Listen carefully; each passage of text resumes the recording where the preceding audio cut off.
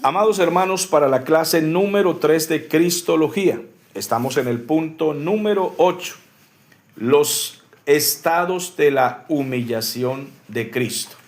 En la clase pasada hemos visto la kenosis y la tapeinosis, que es el vaciamiento y la humillación. Entonces, esta clase es continuación.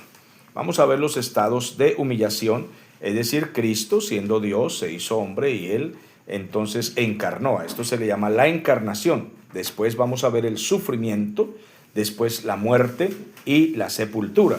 Y vamos a tener un comentario de cada uno de estos puntos. Entonces, veamos en primer lugar la encarnación y un texto bíblico. Por favor, los alumnos leen en voz alta. Filipenses capítulo 2, versículos del 5 al 8. Haya pues en vosotros este sentir que hubo también en Cristo Jesús, el cual siendo en forma de Dios no estimó el ser igual a Dios como cosa a que aferrarse, sino que se despojó a sí mismo tomando forma de siervo, hecho semejante a los hombres, y estando en la condición de hombre, se humilló a sí mismo haciéndose obediente hasta la muerte y muerte de cruz. Muy bien. Entonces, estando en la condición de Dios, en forma de Dios, Él viene y se encarna en la vida de un hombre. Recuerden que no se dice reencarnación. Esa palabra ni la mencionen. Es una herejía, no tiene nada que ver con el Evangelio, usada por los gnósticos, los taoístas, los hindúes, creo que los budistas y bueno, quién sabe qué otra secta hablará de estas cosas. Nosotros usamos la palabra encarnación porque es doctrinal. Cristo se encarnó, tomó forma de hombre, tomó una persona. Es decir, Él no es que tomó un hombre cualquiera que estaba por ahí andando y se metió en Él. No. Vino a María como un niño y comenzó desde allí. Se volvió una persona humana sin perder su divinidad.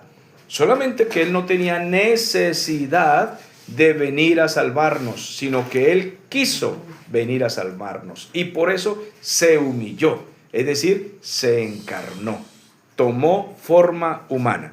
Pero no solo eso, sino que estando en la condición de hombre, entonces veremos más adelante sus sufrimientos. La hermana acaba de leer parte de este texto que tiene que ver con el sufrimiento, ya lo veremos a continuación. Por el momento estamos hablando de la encarnación. Siguiente texto. San Juan capítulo 1 versículo 14. Y aquel verbo fue hecho carne y habitó entre nosotros, y vimos su gloria, gloria como del unigénito del Padre, lleno de gracia y de verdad. Eso es maravilloso. Él se encarnó. Y aunque no vino a ser un político, un militar, no vino a ser el presidente, el rey, no. Era suficiente humillación con que Él se encarne y llegue a ser un rey. ¿Por qué es mucha humillación? Porque Él era Dios, estaba por encima de la naturaleza humana. Era suficiente humillación con que Él viniera y se hiciera un rey, un potentado, así como Pilatos, como Herodes, como el emperador. Ya sería suficiente humillación, pero Él no quiso ser un rey, no quiso ser un militar, no, Él quiso ser un hombre común.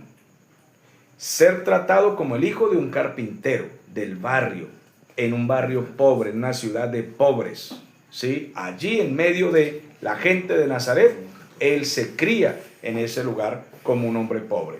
Entonces su encarnación llegó a ser no como un poderoso, sino como un humilde carpintero, como un obrero del vecindario. Esto es maravilloso. ¿Alguna pregunta al respecto? Entonces avanzamos. Ahora vamos a ver algo acerca del sufrimiento. Veamos los textos bíblicos.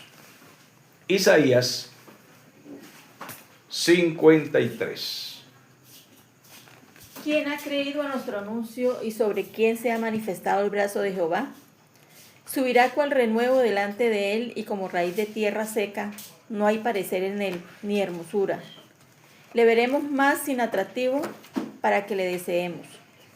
Despreciado y desechado entre los hombres, varón de dolores, experimentado en quebranto, y como que escondimos de él el rostro. Fue menospreciado y no lo estimamos. Ciertamente llevó él nuestras enfermedades y sufrió nuestros dolores, y nosotros le tuvimos por azotado, por herido de Dios y abatido. Mas él herido fue por nuestras rebeliones, molido por nuestros pecados. El castigo de nuestra paz fue sobre él, y por sus llagas fuimos nosotros curados. Todos nosotros nos descarriamos como ovejas, cada cual se apartó por su camino, mas Jehová cargó en él el pecado de todos nosotros. Angustiado él y afligido, no abrió su boca. Como cordero fue llevado al matadero, y como oveja delante de sus trasquiladores. Enmudeció y no abrió su boca. Por cárcel y por juicio fue quitado, y su generación, ¿quién la contará? Porque fue cortado de la tierra de los vivientes, y por la rebelión de mi pueblo fue herido. Y se dispuso con los impíos su sepultura, mas con los ricos fue su muerte, aunque nunca hizo maldad ni hubo engaño en su boca. Con todo eso Jehová quiso quebrantarlo, sujetándole a padecimiento.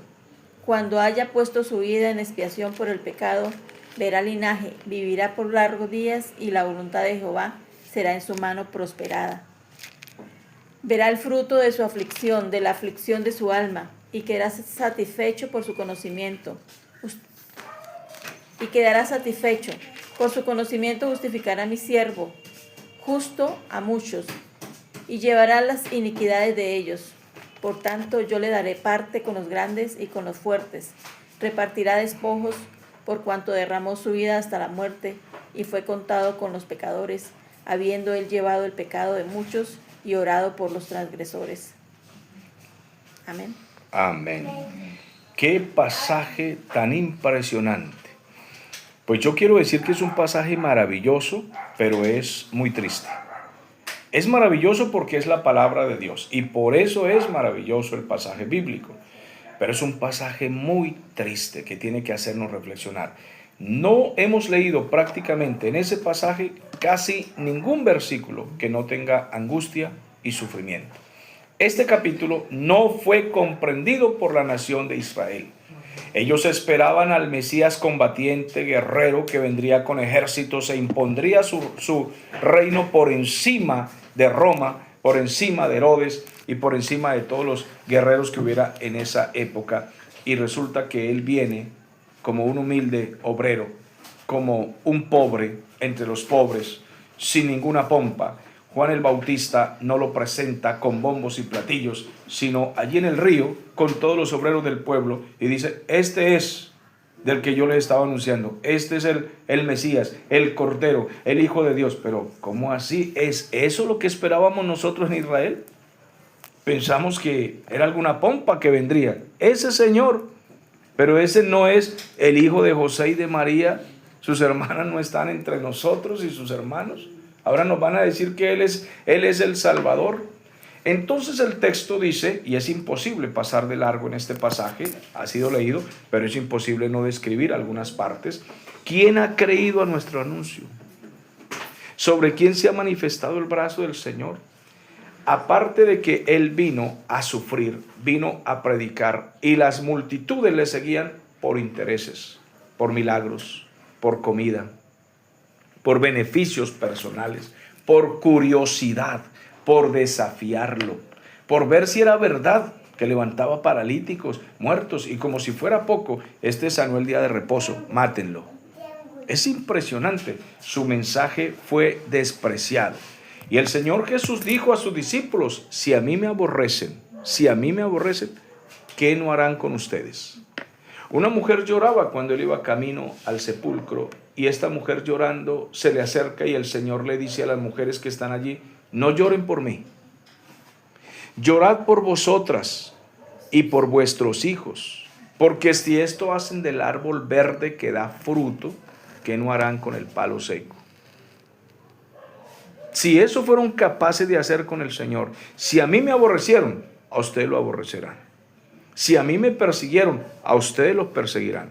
Si a mí me matan, a ustedes los matarán. Y muchos de nosotros pensamos tener éxito en el ministerio y en nuestras labores cristianas. Cristo no ha prometido eso, necesariamente no.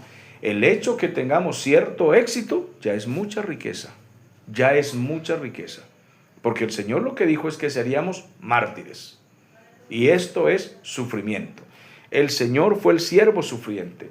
subirá cual renuevo delante de él, y como raíz de tierra seca. No hay parecer en él, ni hermosura. Le veremos más inatractivo para que le deseemos. No era un actor de cine. No era un rostro espléndido que pudiera ser atractivo. Solo contaba con la gracia de Dios. Una vez un predicador dijo en un púlpito, somos testigos de lo que él dijo. Dijo, Cristo era un hombre feo. Bueno, así no se debe tratar al Señor. El Señor Jesús es hermoso por la gracia. Pero lo que el texto está diciendo no es necesariamente que era un hombre feo, sino que no era un actor de cine. No era escogido para las mejores obras de teatro de la época, porque era un hombre común. No era sobresaliente, no era musculoso, era un hombre común del pueblo. ¿Qué podía haber en él que pudiera atraer a tantos hombres y tantas mujeres? La respuesta es, la gracia de Dios hacía que atrajera a muchos, pero no atrajo a todos. De hecho, cuando el Señor en el capítulo 6 de Juan está predicándoles a ellos, dice, y muchos de los que le seguían le abandonaron. Y Jesús se volteó y dijo a sus discípulos, ¿también quieren irse ustedes? Porque le estaban abandonando. ¿También quieren irse ustedes? Fue la pregunta. Sigue diciendo, fue despreciado, fue desechado entre los hombres y fue un varón de dolores, experimentado en quebranto. Y aparte de eso, escondimos de él el rostro. Fue menospreciado, no lo apreciamos, no lo estimamos. Ese solo versículo, el versículo 3, si no existiera más nada en Isaías 53, solo el versículo 3 ya sería demasiado. Dice despreciado, desechado entre los hombres. Fue varón de dolores, experimentado en dolores, en quebrantos, en agonías, en sufrimientos. Pero no solo eso, escondimos de él el rostro. Le dieron la espalda, se avergonzaron de él, lo abandonaron. Muchos de los que recibieron milagros del Señor y favores estaban gritando. ¿Qué gritaban? Crucifícale. Yo solo quiero que ustedes piensen en eso. Recibieron favores y gritaban con el pueblo. Ese es el ser humano. La palabra dice, Él llevó nuestras enfermedades, sufrió nuestros dolores, pero como si fuera poco, le tuvimos por azotado de Dios y abatido. Es decir, Israel lo iba a matar como si estuvieran haciendo un bien. Esto es lo que usted se merece. Porque si usted fuera el Hijo de Dios, nadie lo perseguiría. Si usted fuera el Hijo de Dios, no lo crucificarían. A ver, demuéstranos que eres el Hijo de Dios. ¿Cómo? Bájate de esa cruz. Bájate. Y te vamos a creer. Totalmente burlado, despreciado. Sigue diciendo la palabra, pero él herido fue ¿por qué? ¿Por causa de qué? De nuestras rebeliones. Él fue molido ¿por qué? Por nuestros pecados. El castigo de nuestra paz fue sobre él. Algunas personas me han confesado que este texto les es difícil. El castigo de nuestra paz fue sobre él. No entiendo, dicen. Sencillo, no es difícil de entender. Para que usted tenga paz, le quitaron la paz a él. ¿Qué le parece? Lo azotaron hasta cuando se angustiara. Y cuando estuviera más angustiado, gritara, Padre, ¿por qué me has desamparado? Era necesario que él perdiera en ese momento el equilibrio, la paz, todo, para darnos a nosotros esa paz que hoy tenemos. Que pase lo que pase, usted dice, ¿en quién confía? En el Señor. Esto tiene a nosotros que movernos el corazón. No sea un pasaje histórico, un pasaje de rezo como el que da un Padre Nuestro, una Ave María. No, amados hermanos, no. Háganos reflexionar este texto. Por ahí hay un himno muy viejito que dice, no me mueve mi Dios para quererte, el cielo que me tienes prometido. Ni me mueve el infierno tan temido para dejar por eso de ofenderte. Muéveme, mi Dios, muéveme el verte clavado en esa cruz, escarnecido. No sé si lo han escuchado, pero este cantante está diciendo, aunque no hubiera cielo, yo te amara. Y aunque no hubiera infierno, te temiera. Que nosotros podamos cantar esas palabras al ver Isaías 53. Señor, que cuando vea yo Isaías 53 diga, mire mi Dios, yo sé que existe cielo, lo sé, pero si no hubiera, igual te amo. Porque si no hay cielo, hay Dios, pero yo sí te amo, Dios. Pero sabemos que hay cielo. Señor, yo sé que hay infierno, pero si no hubiera, igual te temo. Igual. Entonces, todo Isaías 53 para los alumnos que sigan leyendo en su casa, por favor, es un pasaje maravilloso que nos habla de los sufrimientos del Señor Jesús. Vamos a leer otro texto de sufrimiento, ¿o está bien ahí? Vamos a leer la muerte. Pasaje bíblico sobre la muerte. Vamos a leer en San Juan 19, del 28 al 30. Muy bien. Después de esto, sabiendo Jesús que ya todo estaba consumado, dijo, para que la escritura se cumpliese, tengo sed. Y estaba allí una vasija llena de vinagre. Entonces ellos empaparon en vinagre una esponja y poniéndola en un hisopo se la acercaron a la boca. Cuando Jesús hubo tomado el vinagre, dijo, consumado es, y habiendo inclinado la cabeza, entregó el espíritu. Miren, nuestra hermana está leyendo la última parte cuando el Señor muere. Todo esto del proceso para que el Señor muera comienza cuando hacen la oración en la cena y les dice, ya voy a ser entregado. Ellos todavía no entienden qué está pasando. Y el Señor Jesús dice, el que mete la mano o el pan conmigo en el plato, me va a entregar. Pero si todos están metiendo la mano en el plato porque son amigos, entonces Judas pregunta, ¿seré yo maestro? El Señor le dice, ahí cerca, lo que vas a hacer, hazlo ya. Ya llegó la hora, hazlo pronto. Y él se va. Ellos entienden que el Señor Jesús le está diciendo, vaya, traiga más pan y traiga más vino y vaya, traiga un pavo al horno por ahí. Ellos entienden que lo está mandando alguna vuelta y no comprenden lo que está sucediendo. El texto dice que en ese momento, cuando Judas come el pan, entra Satanás en él y se va poseído y hace el cambio por las monedas y dice, lo vamos a capturar en tal lugar donde él acostumbra orar. Al que yo le dé el beso en la mejilla como amigo, ese es. Quiero que miren esto. El Señor Jesús ve el rostro de su amigo, a quien el Señor Jesús no le ha hecho nada, ningún mal. Y cómo este hombre tiene la osadía, el cinismo de estar allí al frente de su amigo querido que le ha hecho tanto bien y que le ha enseñado tantas cosas, y es capaz de venderlo como a un perro. Porque no lo vendió por un dinero con el que se iba a hacer millonario, que igual Cristo no vale ningún dinero, ninguno. Pero solo quiero que piensen eso. Y lo vende, lo entrega. Va el Señor al huerto y tiene una presión en su alma que les dice a ellos, tengo una presión esta noche terrible. Voy a orar, oren conmigo. Y ellos están tan cansados que se quedan dormidos. Y el Señor grita. La carta a los Hebreos dice que Él clama, grita. Él está orando, pidiendo auxilio al Padre, a grito entero. Y ellos escuchan. Dicen, algo pasa. ¿Qué es lo que dice? ¿Qué pasará? ¿Qué sucederá? La carta a los Hebreos trata de explicarnos esto con más cuidado, incluso que en los evangelios no vemos mucho los clamores del Señor.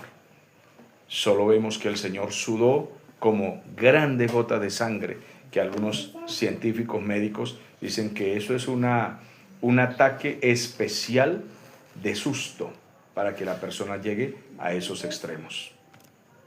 Allí está el Señor en esa angustia hasta que lo fortalece una vez más el Padre. Lo fortalece con su espíritu.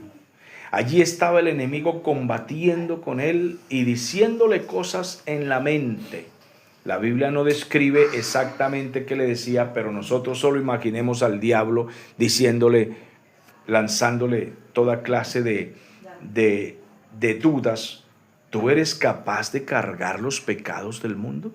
¿Tú? ¿Seguro? Eso pesa mucho. Solo quiero que pienses en el peso. Imagínate la maldición que te vas a echar encima. ¿Eres tú el Mesías? ¿El Salvador? ¿Eres tú? ¿O esperamos a otro? ¿Cuántas cosas pasarían en ese momento por la mente del Señor y Él pensando, Padre, si es posible, pasa de mí esta copa? Porque esta maldición pesa tanto que tengo que apartarme de ti y no quiero. Lo menos que quiero en mi vida es eso. ¿Hay otra forma de hacerlo? No hay otra forma. Entonces que no sea como yo quiero, sino como tú has decidido, Señor. Y se entrega. Se para como todo un victorioso, listo, ya fortalecido. Y le dice, muchachos, despiértense ya. Llegó la hora. Ya no oraron. Párense, los comprendo, están cansados. El espíritu está dispuesto, pero la carne es débil. De todas maneras he orado por ti, Pedro, porque el diablo te ha pedido para zarandearte. Pero yo he rogado para que tu fe no falte cuando sea necesario. No, Señor, yo peleo con el que me toque por ti. No, Pedro, me vas a negar. Esta noche me vas a negar. Hay una discusión entre lo del gallo, que si era un gallo o no. Hay algunos que dicen que era una trompeta que sonaba, era una alarma que le decían el gallo. Ese no es el punto doctrinal. Nunca entren en esas contiendas. Lo cierto es que hubo un anuncio a lo que se le llamaba el gallo, si es que es esa versión, o un gallo cantó y anunció que Pedro estaba negando al Señor. Dígame si no es otra tristeza más. Mi amigo me dijo que pelearía por mí. Fue capaz de volarle la oreja al otro allá en el huerto, pero mire, aquí me está negando. Por la hora podría ser un gallo, ¿no? Sí, pero por la zona, dicen algunos historiadores que por la zona, al parecer era una alarma. Yo creo más la versión del gallo, con toda honestidad, ¿sí? Creo más que el gallo cantó y listo, no me complico en eso. El Señor dijo, el gallo cantará y tú me habrás negado, ¿sí? Ahora bien, está el Señor allí y viene Judas y le da un beso y le dice, con un beso entregas a tu amigo. Yo quiero que piensen en todo esto porque esta es la agonía que tiene una persona buena que no le ha hecho nada de mal a nadie, y no se merece todas esas traiciones, todo ese abandono, todo esto que le está pasando. Yo estoy haciendo esto por ellos y ellos me pagan así, de esta manera. Es impresionante. Ahora bien, lo venden y ¿quién es Jesús? Él dice, yo soy. Los hombres caen al piso por el poder de la palabra yo soy. Recuerden que Él es el verbo, la palabra de Dios hecha carne, la palabra que dijo, sea la luz. Así de que cuando Él dijo, yo soy, se van al piso. Y Él les dice, ustedes no me atrapan, yo me entrego. ¿Acaso no estaba todos los días entre ustedes enseñando y predicando? Y no me capturaron, ¿por qué? Porque no era la hora. Es cuando sea la hora. Y ya es el momento. Yo me entrego. No canten victoria por su cuenta. Yo puedo pedir ángeles que destruyan aquí. Así que Pedro, guarda esa espada. No tengo necesidad de eso. Me entrego por los hombres. Esto es impresionante. Pero él lleva una agonía en la cual el Padre le está fortaleciendo. El Espíritu le está fortaleciendo. Desde ese momento comienzan a darle a mi Señor puñetazos, golpes.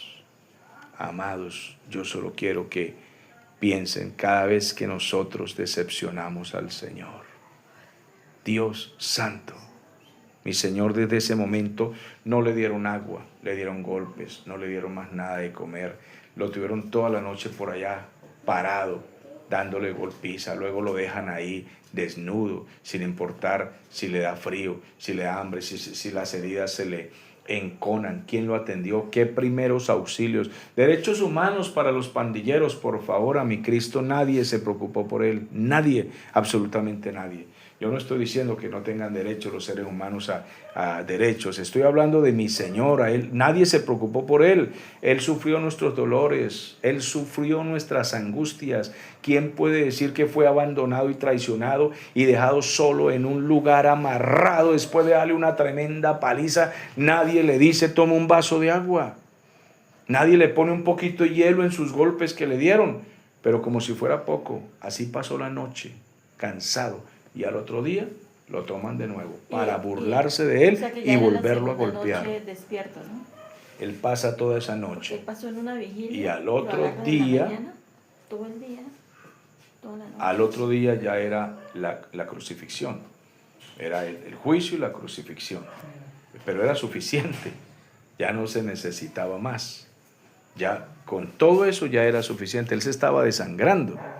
Le dieron esos latigazos, él se estaba desangrando. Y le ponen una cruz que pesa aproximadamente 40 kilos, se la ponen encima. Con todas esas llagas de los golpazos que le han dado, le ponen una cruz encima, pero riéndose de él. Profetiza quien te golpeó.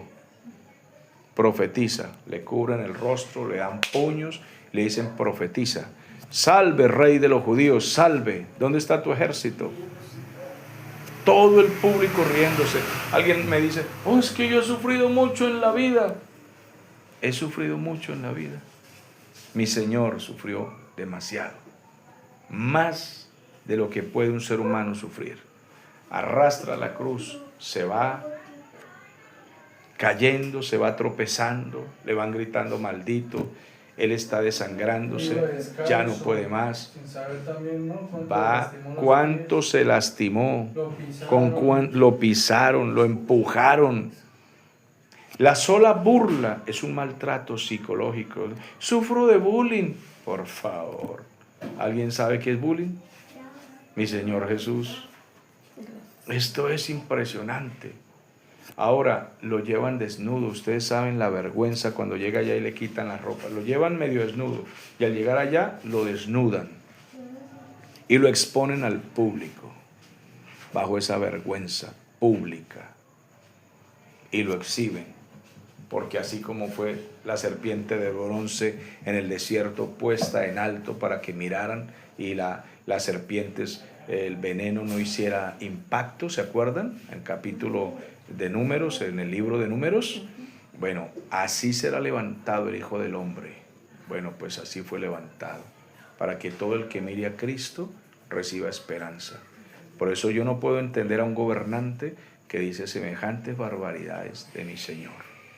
No puedo entender a ningún hombre, sea quien sea, políticos, sea militar, sea quien sea, que se burle de mi Cristo. No se puede entender. Todo eso hizo el Señor por nosotros, sufrimiento. Esto no es simplemente estudiar unos textos bíblicos para aprender cristología, yo se lo dije a ustedes, es reflexionar en la persona de mi Señor, en lo que Él vivió, en lo que soportó y en lo que finalmente le tocó a la hora de la muerte, que fue el clímax, porque durante su vida se burlaron, lo persiguieron, lo humillaron, lo ofendieron, pero el clímax era ahí. Ahí, ese era el premio de montaña, cuando había que subir al Everest, había que escalar descalzo, y él, como todo un campeón, se fue hacia su meta. Dice Hebreos 12 que fue gozoso, que tuvo en poco la burla, el oprobio, el rechazo, con tal de salvarnos a nosotros. Ese es el sufrimiento, para que él exclamara las palabras que acaba de leer nuestra hermana. Lea, hermana, nuevamente. Después de esto, sabiendo Jesús que ya todo estaba consumado, dijo, para que la escritura se cumpliese, tengo sed. Y estaba allí una vasija llena de vinagre. Entonces ellos empaparon en vinagre una esponja y poniéndola en un hisopo se la acercaron a la boca.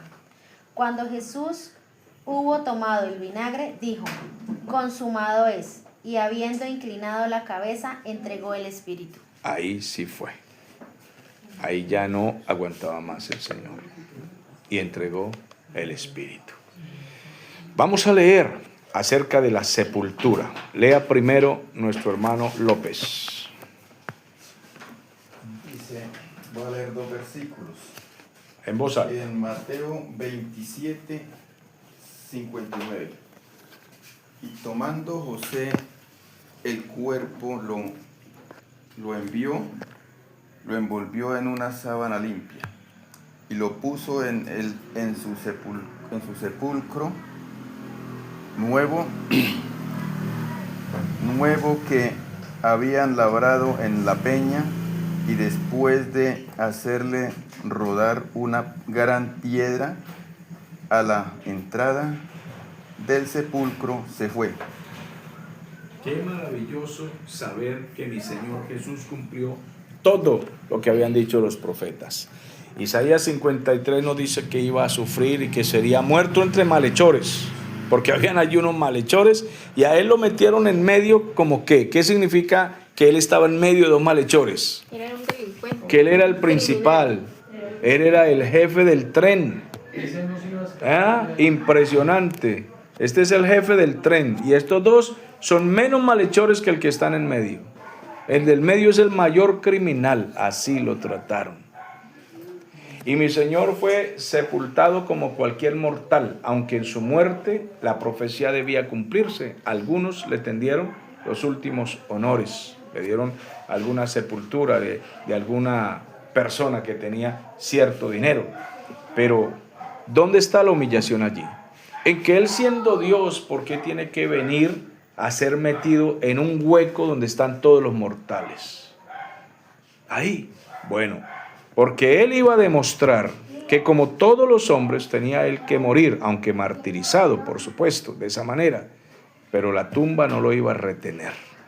Vendría la victoria y eso lo veremos en las próximas clases cuando hablemos de la exaltación de Cristo. Esa tumba no retuvo a mi Señor, porque los gusanos no comieron su carne, porque el mal olor y la putrefacción normal, la corrupción de la carne, no tuvo poder sobre él, sino que mi Señor salió de allí. Y permítame decirles que la tumba de mi Señor nunca olió mal. ¿Glorifican a Dios por eso?